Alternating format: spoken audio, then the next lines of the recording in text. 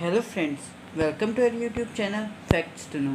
तो फ्रेंड्स, आज की इस वीडियो में मैं आपको वेक्टर्स टॉपिक के कुछ इम्पोर्टेंट नोट्स के बारे में बताऊंगा।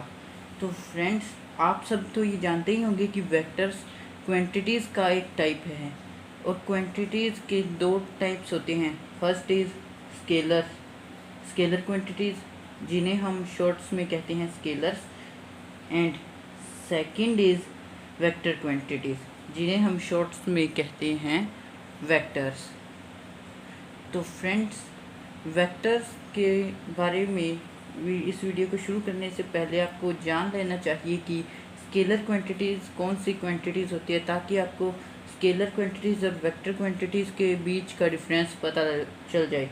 तो स्केलर क्वांटिटीज़ वो क्वांटिटीज़ होती हैं जिनमें मैग्नीट्यूड होता है पर डायरेक्शन नहीं होती। तो हम इसकी डेफिनेशन कैसे लिखेंगे? Scalars are the physical quantities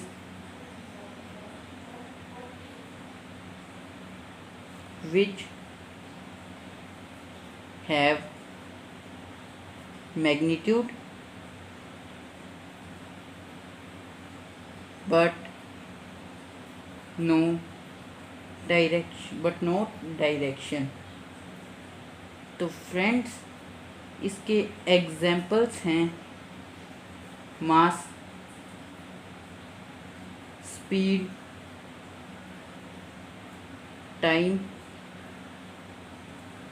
etcetera.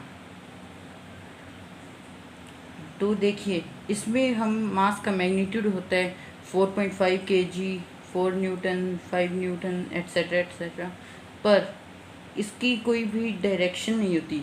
और स्पीड इंक्रीज डिक्रीज होती है, पर इसकी भी स्पीड नहीं होती, सॉरी, इसकी भी डायरेक्शन नहीं होती, और टाइम की भी डायरेक्शन नहीं होती, इसलिए ये स्केलर्स में आते हैं। जबकि वेक्टर क्वांटिटीज़ वो क्वांटिटीज़ होती हैं जिनमें मैग्नीट्यूड भी होता है और डायरेक्शन भी। तो हम इसकी डेफिनेशन कैसे लिखेंगे? Vectors are the physical quantities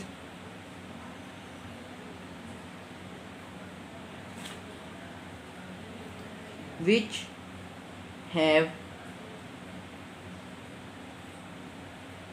both magnitude and direction। तो फ्रेंड्स, इसके एग्जांपल्स हैं फोर्स, मोमेंटम,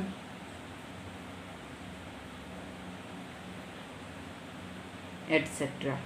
तो फ्रेंड्स, फोर्स हम जब एक्सर्ट करते हैं वो किसी स्पेसिफिक डायरेक्शन में एक्सर्ट करते हैं, और इसी तरह मोमेंटम भी किसी स्पेसिफिक डायरेक्शन में ही अप्लाई होता है। तो ये सब आती हैं वेक्टर्स क्वांटिटीज़ में।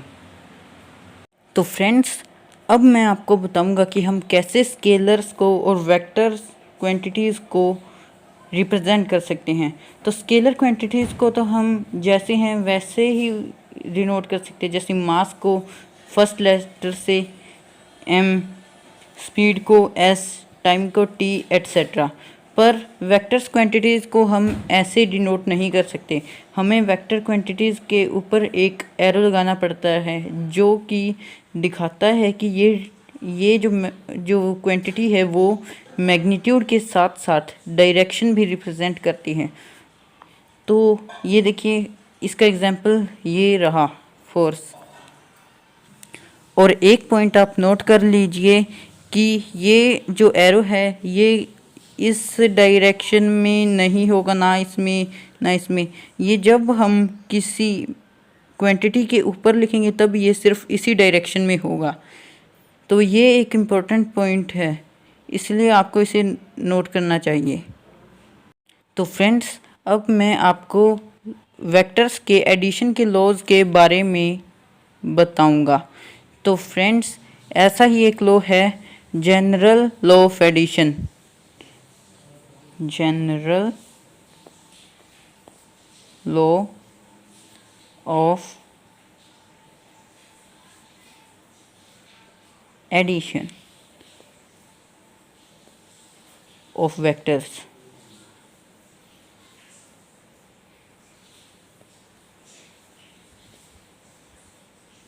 तो इस लॉ में क्या होता है, इसमें हमें एक से ज़्यादा अगर वेक्टर्स दिए जाएं, जैसे वेक्टर ए बी सी, तो अगर उनकी डायरेक्शन अलग अलग हो, जैसे हम लिख लेते हैं ऐसी ए बी और सी,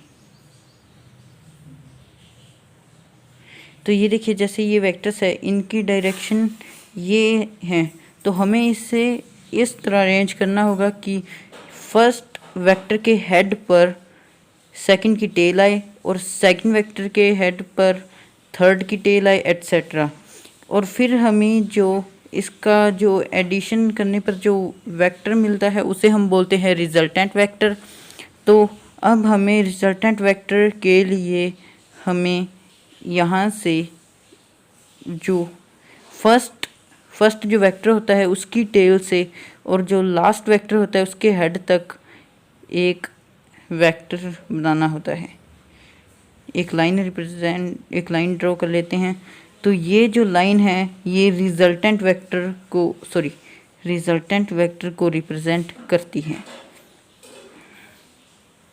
तो फ्रेंड्स अब हम लिख सकते हैं कि vector A plus vector B plus vector C is equal to vector R.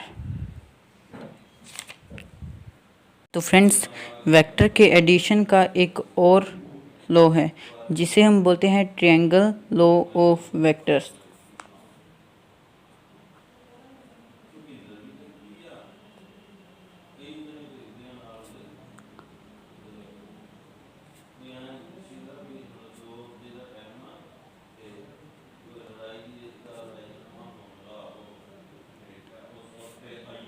तो फ्रेंड्स इस रूल के अकॉर्डिंग अगर हमें दो वेक्टर्स दिए हुए हैं जैसे ए और बी, उनकी डायरेक्शन है, जैसे ये तो है वेक्टर ए की डायरेक्शन और ये है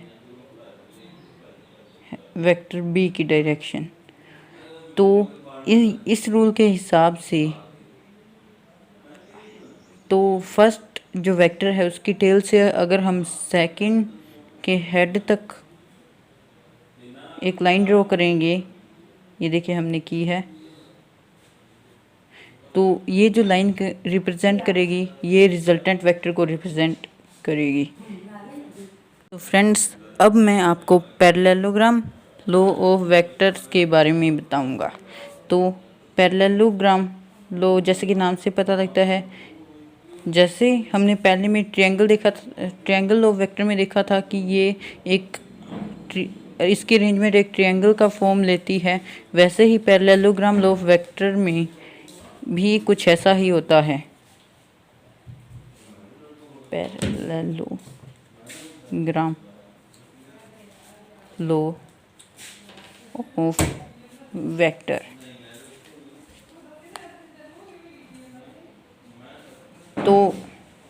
तो इस रूल के हिसाब से अगर हमें कोई दो वेक्टर्स दे रखे हैं जैसे वेक्टर ए और वेक्टर बी, तो जैसे वेक्टर ए की डायरेक्शन है ये,